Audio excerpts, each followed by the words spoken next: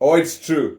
The English side may be behind, Australians may be leading 2-1, but yet Ben Stokes is the darling of the English fans. And when he is actually taking a spectacular catch at the boundary, he actually, it's like T20 style catch. He jumped over the line, pushed the ball back in, and came back, jumped back in inside the ground and completed the catch. It was nice. Moments like that would actually charge up the entire crowd, and especially if the cricketer who took that catch is your favorite and your captain and who is loved by all. Oh man, that's electric. That's how the day ended. That was the curtains for the Australian innings. Now, let's talk about the interesting points. Point number one, let's start from that point. When Australians were all over, it was over number 103.1. And there was not much to choose between both the sides. It's 12 runs lead is almost like negligible. But the English side took 54.4 overs to reach that point, and Australians took 103.1 overs to get a 12-run lead. It's almost like equal, man. But the style would be very important. Keep this number of overs played by each team in your mind. That will be crucial at the end of this test match. Point number two. We talked about a catch taken by Ben Stokes. I really enjoyed that catch to dismiss Labuschagne from Joe Root at the slips. Those reflexes. It was good to see that. That's one. Again, that was another moment which, as a fan who was watching the game, it just, oh, nice. That just pumps you up. Point number three. Usman Khawaja played a pretty beautiful innings, but he was not able to get to his 50, or, he would have loved to stay and with the bat for the entirety of the day, along with maybe Steven Smith. But they will have to do that again if Australia needs to put up something to actually win this game.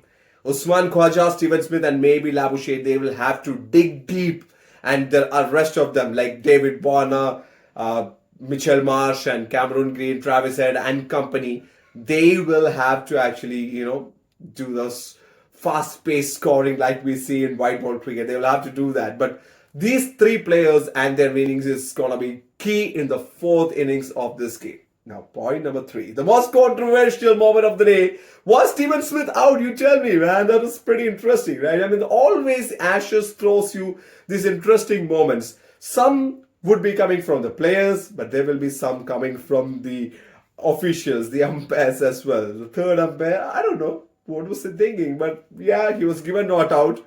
Point number four. See, at a point when Australians were losing wickets pretty quickly, I thought maybe the English side will get at least a lead of 50 runs or more. But then, there was this partnership between Steven Smith and Pat Cummins. Then Steven Smith was out finally. But then Todd Murphy and Pat Cummins, I never expected that partnership to be this magical one, which actually, was eating in and slowly coming closer and, reducing the deficit of the English total, which was nice. That small little partnership was very key. And you know what was the most funny part? The English bowlers, they were bowling. He was a left-hander, Todd Murphy, and they were bowling outside his leg side. All he had to do was just connect. And with the pace of the bowlers and the swing that Todd Murphy had, the ball was clearing that portion of the ground pretty easily. That was stupid, man. That line that you chose to bowl was stupid and cost you the first innings lead. It's as simple as that. Now, we'll stop the talking points there and looking forward to a great game, whatever is left of it. I'm sure, keep this in mind, the weather is going to play a very crucial thing. I checked the weather. I checked the weather websites, and at times, like for 1 hour or so, there could be slight drizzle or overcast conditions, but otherwise it's gonna stay clear. And if it's gonna stay clear, it's gonna be a paradise for batting. And the English side, what they love to do when they come out to bat is smash. And taking those two factors together, good conditions for batting and the English attitude, it's gonna be a run fest tomorrow. If if the weather stays clear.